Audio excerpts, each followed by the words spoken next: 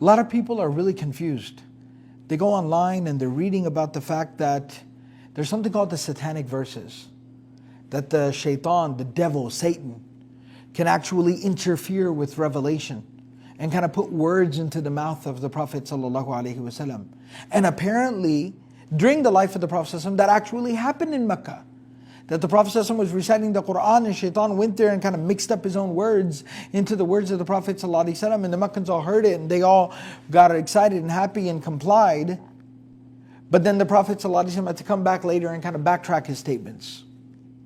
If you read that story, if you've ever heard that story, and it really messed with your head and messed with your heart, it confused you, guess what?